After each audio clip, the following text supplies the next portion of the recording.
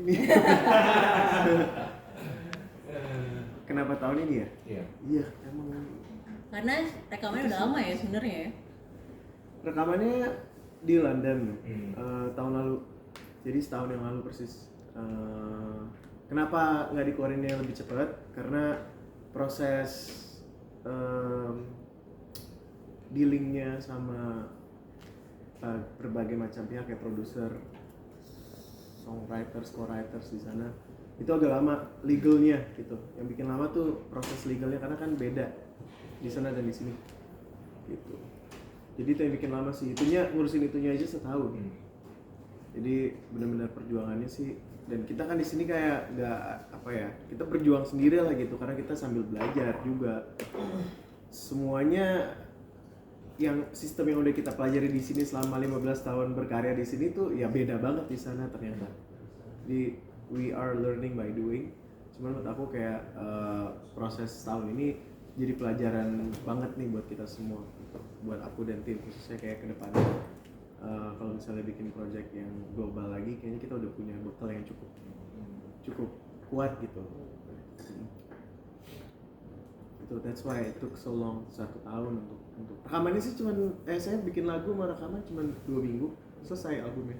Cuman proses yang itu yang lama, dealing sama orang-orang, pihak-pihak yang terlibat. Soalnya kan Wildflower, kemudian 3 lagu yang diproduksi Manino, bahasa Indonesia semua, kemudian duet Yodra yang ada.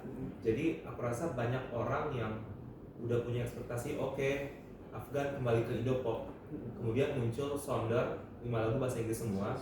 Jadi aku sempat berteori apa ini ya rencana Afgan sejak awal, dia pengen ngasih surprise, mematahkan ekspektasi. Kemudian aku baca press release yang dikirim barusan sama Putu. Ya, jadi apakah memang ada intensi juga untuk bikin semua orang kaget dengan rilis mini album bahasa Inggris ketika mungkin orang-orang mulai punya ekspektasi, oke, kayaknya akan kembali ke roots Indonesia dia nih? Nggak ada sih mas, nggak ada. Saya nggak pernah planning orangnya. Jadi apa yang di depan mata aja dikerjain gitu. Terus kemarin kan setelah Wallflower itu kan saya rilis lagi pandemi kan. Jadi kita nggak bisa banyak aktivitas di luar negeri untuk promotion gitu. Jadi semua harus dilakukan di sini yang menurut saya masih aku ngerasa belum maksimal gitu. That's why untuk mengisi kekosongan yang ada 2 tahun itu yang saya rilis lagu-lagu Indonesia gitu. Karena saya harus tetap maintain existence gitu. Karena ya manggung kan masih ada terus ya gitu. Kalau misalnya nggak produktif kayaknya jadinya nostalgia banget gitu. Ngerti nggak kayak vibe-nya. Jadi ya udah setelah itu pas pandeminya udah mulai kelar, kita udah bisa traveling, udah bisa bikin plan untuk bikin tour apa segala macam, baru oke, kita lanjutin lagi project yang global ini gitu. Karena yang kemarin kita ngerasa cukup membuka banyak pintu, tapi yang kita lakukan di promotionnya tuh belum maksimal banget lah. Dia yang this time kita pengen coba maximize apa yang bisa kita lakuin. Itu dulu dari saya. Thank you mas. Apakah dengan rilis lagu dan album bahasa Inggris itu karena emang mau lebih fokus go internasional gitu? Sekarang semuanya udah internasional sih. Kayak maksudnya dengan streaming platform kayak semua orang dari belahan dunia manapun bisa discover lagu. Untuk konser dan promosi gitu maksudnya? Tapi kalau misalnya aku sih pengen grow gitu ya, kayak as a musician, as a performer, karena kalau di Indonesia udah dibilang zona nyaman gitu. Kayak aku udah nyaman banget. Berarti kalau manggungnya tinggal merem aja gitu karena udah pasti udah ketebak song listnya ini gitu. Aku pengen coba perform dan introduce musik aku ke crowd yang sebenarnya belum familiar sama aku gitu. Kayak itu tantangan yang pengen aku coba apa ya. Hopefully sih bisa kita achieve ya target kita dan goals kita. Tapi ya memang I feel like this is the right time in my career. Saya udah lama, udah tahun ini 17 tahun. Kayaknya saya harus next step-nya apa nih gitu. Dan menurut saya ini step yang tepat ya untuk saya untuk bisa mulai expanding market.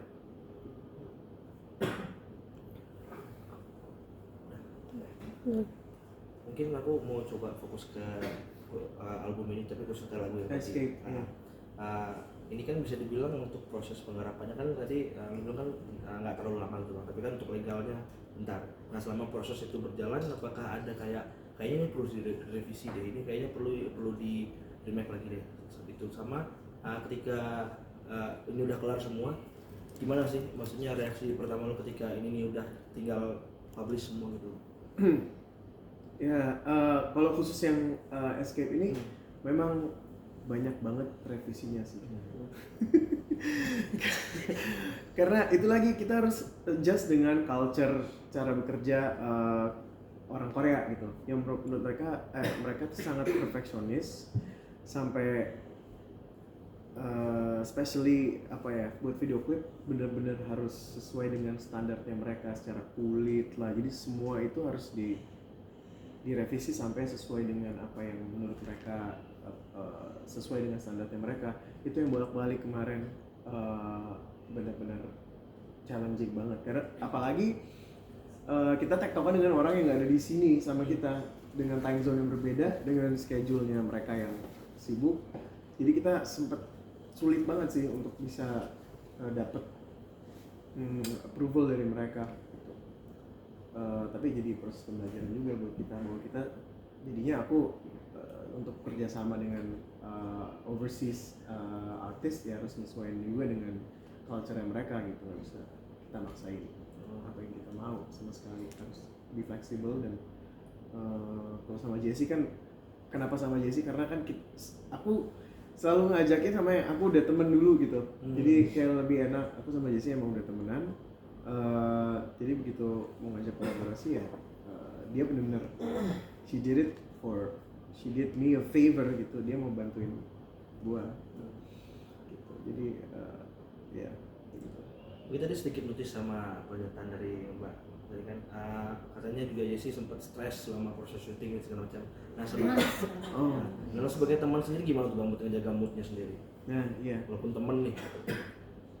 Iya, kalau gue sih kemarin gimana caranya gue bisa bikin kita semua enak gitu kerjanya. Karena dia cuman ke Bali itu cuman sebentar syuting 3 jam itu pulang lagi.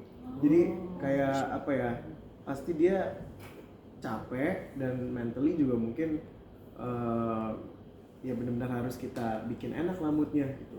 Jadi kalau gue sih kemarin berusaha accommodate apa yang bisa kita lakukan untuk bikin dia comfort pas syuting gitu. Jadi dia banyak ngerubah plan kita pas syuting. Jadi kita udah siapin set, oke siap syuting, dia nggak suka setnya kayak gue pengen di luar, gue pengen di dalam nih, gue lagi di Bali, gue pengen nunjukin gue di Bali. Kita pindah tiba-tiba ke luar.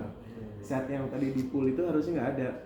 Jadi tuh maksudnya aku benar-benar berusaha untuk akomodir apa yang dia mau, tapi juga ya sebisa mungkin lah dan mungkin karena aku juga percaya kali karena dia sebelum dia minta dirubah dia bilang I have a vision, every time I work on my video I always direct myself, I edit myself so I know what looks good and what doesn't look good, dia bilang. Jadi I trust her taste gitu ya, trust her vision, makanya gue kayak oke, kita coba ikutin apa yang menurut gue bagus dan ternyata emang jadinya bagus gitu. Itu bisa dibilang banyak improve Itu semua improve, nggak ada yang aku sama Jessie itu semua nggak ada yang di plan. Yang udah kita plan nggak dipakai semua sama dia. Jadi ya itu yang aku bilang harus bisa adjust dengan banyak orang gitu ya. Tapi jadi kerja 2 kali nggak sih? Kerja 2 kali maksudnya? Kan udah di plan di awal terus tiba-tiba pas di lokasi diubah. Gak apa-apa sih. Maksudnya kita juga satu tim udah prepare bahwa dia di sini ngebantuin gua, jadi gua harus gimana caranya bikin dia nyaman dan happy aja dengan hasil. Nah, kerja sama dengan staff Korea yang perfeksionis lah ya, mungkin bisa dibilang itu cukup ini sendiri nggak sih, kayak merasa ribet juga ya dan atau menyesal gitu.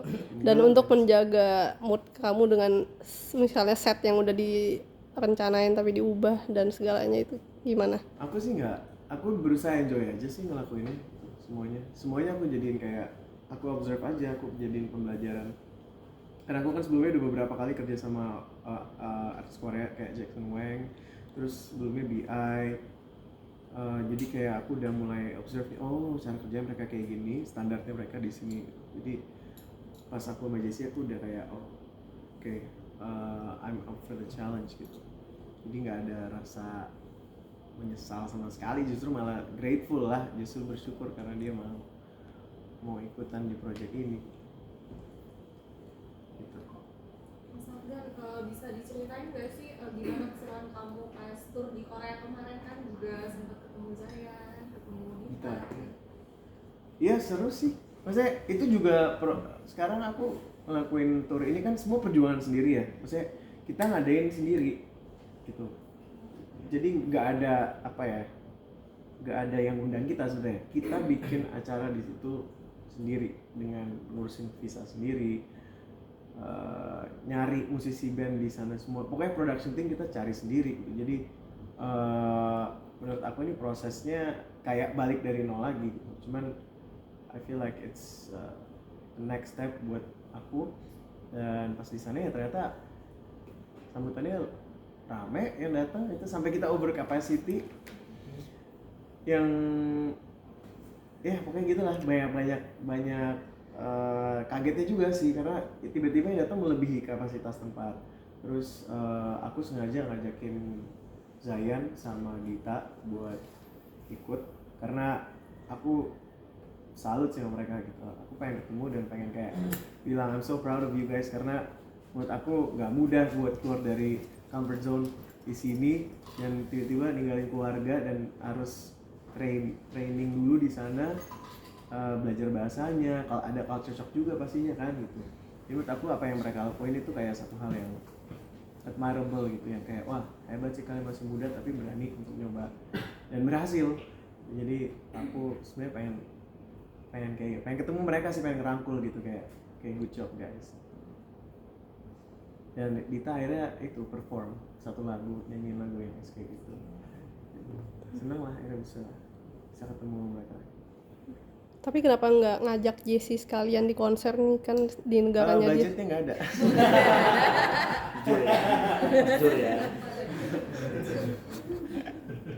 Kalau ada yang mau bayarin sih aku telepon Jessie ada. Atau Jessinya bayarin nih, mau nggak? Jessinya suka rela gitu nggak? Hah? Jessinya nggak mau suka rela, kan udah temen gitu.